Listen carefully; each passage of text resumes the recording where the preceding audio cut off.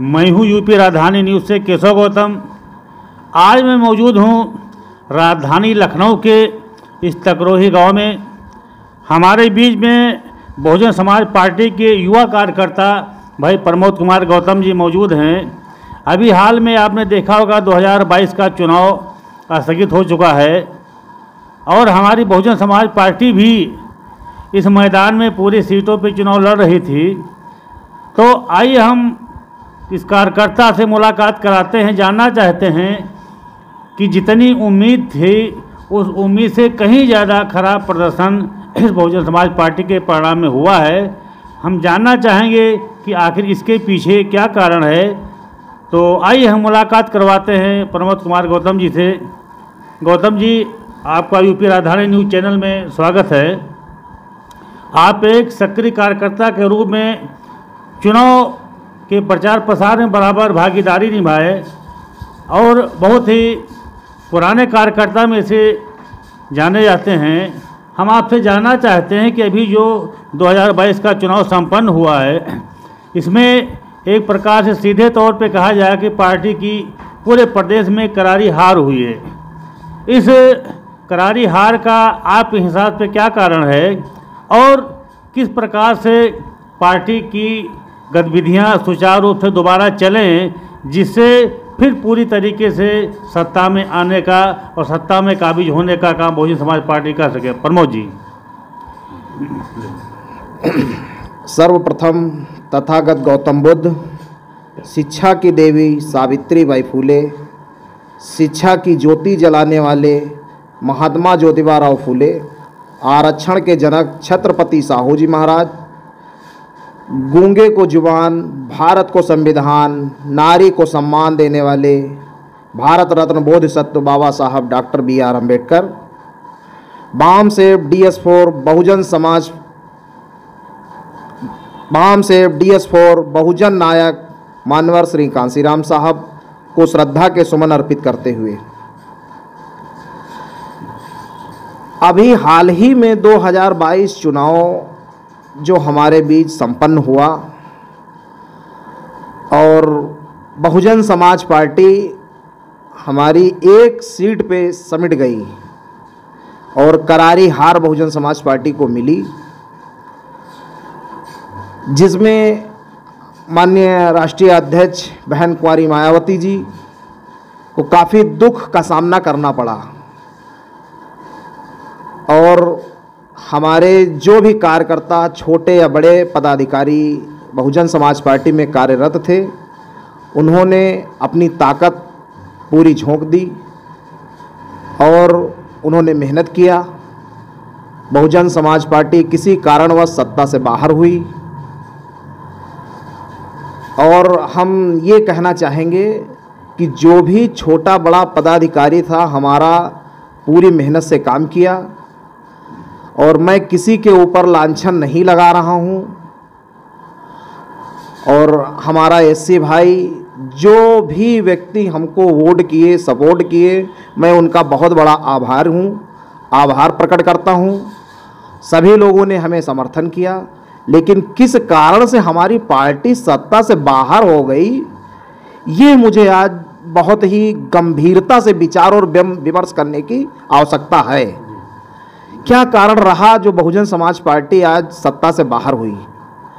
इसका कारण आज तक किसी को समझ में नहीं आ रहा है, या हमारी आयरन लेडी बहन कुंवारी मायावती जी के नेतृत्व में जो काम किए जा रहे हैं।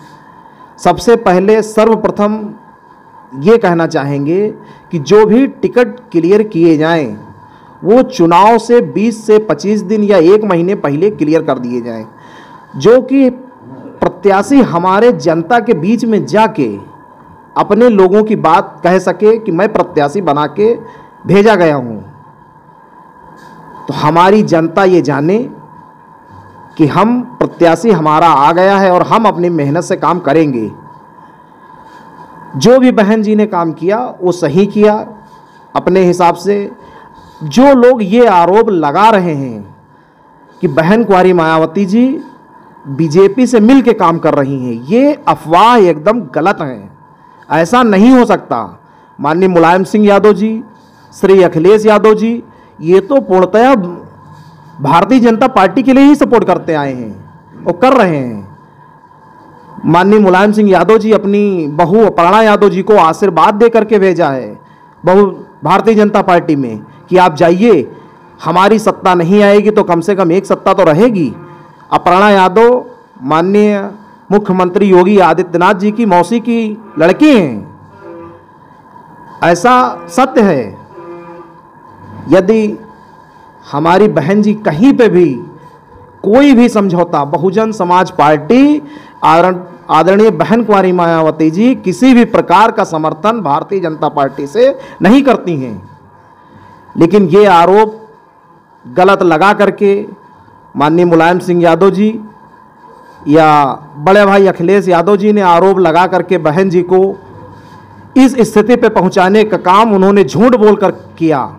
एक अफवाह हमारे बीच और चल रही है, समाजवादी पार्टी एक आरोप और लगा रही है कि भारतीय जनता पार्टी बहन कुंवारी मायावती जी को राष्ट्रपति बना देंगे।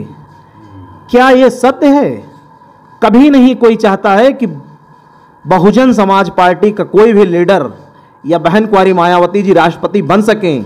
उनको कोई प्रधानमंत्री नहीं बनने देना चाहता है या उनको राष्ट्रपति नहीं बनने देना चाहता है। ये अफवाहें गलत फैलाई जा रही हैं और हम इन अफवाहों से दूर रहें।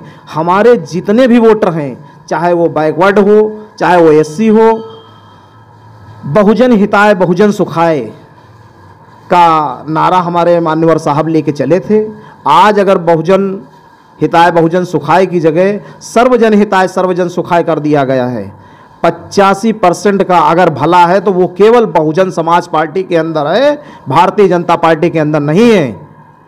केशव प्रसाद मौर्य को ही केवल उप मुख्यमंत्री बनाया गया, ब्रजेश पाठक जी को उप मुख्यमंत्री बनाया गया, लेकिन हमारे दिनेश शर्मा जी को बाहर क्यों कर दिया गया? क्या कभी 85% ये सोचता है? कभी नहीं सोचता है कि दिनेश शर्मा जी को उप मुख्यमंत्री क्यों नहीं बनाया गया।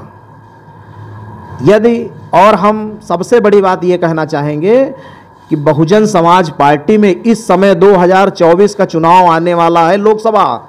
अगर बहुजन समाज पार्टी अपने संगठन में बदलाव नहीं करेगी तो काफ़ी दिक्कतों का अभी हमको और सामना करना पड़ सकता है। प्रमोद जी, किस प्रकार का बदलाव आपके हिसाब होना चाहिए? बहुजन समाज पार्टी के अंदर हम ये बदलाव चाह रहे हैं कि बहुजन समाज पार्टी की जो मुखिया आयरन लेडी बहन कुंवारी मायावती जी हैं, तो हम चाहते हैं कि अब हमारे जो छोटे छोटे दल हैं, चाहे वो हमारे बहुजन समाज पार्टी के पूर्व उपाध्यक्ष जयप्रकाश जी हों, या इंदू चौधरी जी हों, या सावित्रीबाई फूले जी हों, या हमारे चंद्रशेखर भाई हों, कोई भी हो, अगर बहुजन समाज पार्टी इस समय छोटे छोटे दलों को एक मंच पे ला करके अगर बहन कुंवारी मायावती जी खड़ी करने का काम करेंगी तो 2024 में किसी के औकात नहीं है जो हमको 2024 में हमें चुनाव न जिता सके, हरा दे, इतनी किसी की औकात नहीं है। तो हम यही चाहते हैं बहन कुंवारी मायावती जी से कि वो जितने भी छोटे दल हैं उनको सबको एक साथ एक मंच पे ले आएं। और मैं भाई बहुत बड़ा तो नेता नहीं हूँ, लेकिन मेरा यही सुझाव है कि छोटे छोटे दलों को मिला करके वो अगर एक मंच पे आ जाएंगे तो हमें हमारा हाथ मजबूत होने का काम होगा। बहन कुंवारी मायावती जी मजबूत हो जाएंगी। प्रमोद जी, एक बात हम आपसे और पूछना चाहेंगे कि सीधे तौर पे ना सही लेकिन दाएं बाएं लोगों ने हमसे कहा कि हमारे जो शीर्ष नेतृत्व हैं अर्थात बहन कुमारी मायावती जी, जो कि सभी कार्यकर्ताओं से कभी सीधे संवाद करना नहीं चाह रही हैं, इस वजह से भी कार्यकर्ताओं को निराशा झेलना पड़ रहा। क्या इस प्रकार का कोई ऐसा आपको लग रहा? देखिए, हमारा अगर इस बात पे विचार करते हैं तो आयरन लेडी बहन कुंवारी मायावती जी को जनता दरबार ना लगा के कार्यकर्ता दरबार लगाएं। और मेरा जहाँ तक ये सुझाव है कि अगर वो हर महीने में 2 विधानसभा के कार्यकर्ताओं को बुला करके प्रदेश कार्यालय में अगर मीटिंग करती हैं और अपने पदाधिकारियों से संवाद करती हैं तो हमें इसका फ़ायदा आने वाले 24 के चुनाव में मिलेगा। इस समय मान लेते हैं मैं बहुजन समाज पार्टी का विरोध नहीं कर रहा हूँ, मैं बहुजन समाज पार्टी में जन्मा हूँ, बहुजन समाज पार्टी में शरीर त्याग दूंगा। लेकिन इस समय जैसे माननीय नरेंद्र मोदी जी हैं, प्रधानमंत्री हैं हमारे भारत देश के, तो उनसे मिलना बहुत आसान है। माननीय मुख्यमंत्री जी योगी आदित्यनाथ जी, उनसे मिलना बहुत आसान है, लेकिन बहन कुंवारी मायावती जी से मिलना इतना आसान क्यों नहीं है? क्या कारण है जो हमारी बहन कुंवारी मायावती जी हमारी जनता या हमारे पदाधिकारियों से संपर्क नहीं करती हैं? यदि बहन कुंवारी मायावती जी हमारे छोटे छोटे पदाधिकारियों से, बूथ लेवल पदाधिकारियों से और विधानसभा सेक्टर लेवल के पदाधिकारियों से अगर बहन कुंवारी मायावती जी बात नहीं करेंगी तो हमारे पदाधिकारी काफ़ी तकलीफ़ों में हैं, झेल रहे हैं। इसलिए हम अपने पदाधिकारियों से या अपनी बहन कुंवारी मायावती जी से ये कहेंगे कि एक मीटिंग ऐसी करें या हर महीने में ऐसी मीटिंग करें जो 4 विधानसभा के पदाधिकारी मिल सकें और बहन जी उनसे डायरेक्ट संवाद करें और उनसे मिलने का काम करें और उनसे समस्याओं का समाधान पूछें। तो हमारे बहुजन समाज पार्टी के कार्यकर्ताओं के अंदर एक जोश सा आ जाएगा ज़बरदस्त कि वो मेहनत में करने में लग जाएंगे और कभी भी पीछे नहीं हटेंगी। बहन जी अगर मैदान में नहीं आएंगी तो अब दोबारा कुछ होने वाला नहीं है। मैं अब यही चाहता हूं कि बहन जी एकदम रोड पे आ जाएं, और रोड पे आने का मतलब है कि वो ज़बरदस्त संघर्ष करें। हम लोग उनके साथ हैं, साथ रहेंगे, साथ थे, साथ हैं, साथ रहेंगे, कभी जीवन नहीं त्यागेंगे, कुछ भी हो जाए। अगर बहन कुंवारी मायावती जी हमारी मैदान में आ जाएं तो दोस्तों, अभी देखा आपने जैसा कि एक सक्रिय कार्यकर्ता प्रमोद कुमार गौतम जी ने बहुत बड़ी एक मन की बात कही। इनका कहना है कि हमारी बहन कुमारी मायावती जी, अब वो समय आ गया है कि कार्यकर्ताओं के बीच में आए, कार्यकर्ताओं की सुने और सबकी बातें सुन करके ही लोगों में मनोबल बढ़ेगा और लोग पार्टी का जनाधार बढ़ाने का काम करेंगे। और इनका ये भी कहना है कि हम किसी प्रकार के बागी विचारधारा के नहीं हैं, लेकिन एक सिपाही होने के नाते हम चाहते हैं कि हमारी पार्टी फिर एक बार आसमान में उड़ान भरे। और सबसे बड़ा शिकवा शिकायत का यही कारण रहा कि हमारी बहन जी हैं, वो एक आम कार्यकर्ता से नहीं मिलती हैं, वो मुलाकात शुरू हो जाए, भले ही मीटिंग और बैठकों के माध्यम से हो। तो चलिए, हम यूपी राजधानी न्यूज़ के माध्यम से आपकी बात हम लोगों के बीच में पहुँचाने का काम करेंगे। संभवतः आपकी विचारधारा के ऊपर आपके साथ के लोगों को कुछ ना कुछ एक अंदाज़ा आएगा और शीर्ष नेता तक भी आपकी बात पहुंचेगी और इसके ऊपर गंभीरता से विचार किया जा सकता है। यूपी राजधानी न्यूज़ से केशव गौतम, नमस्कार।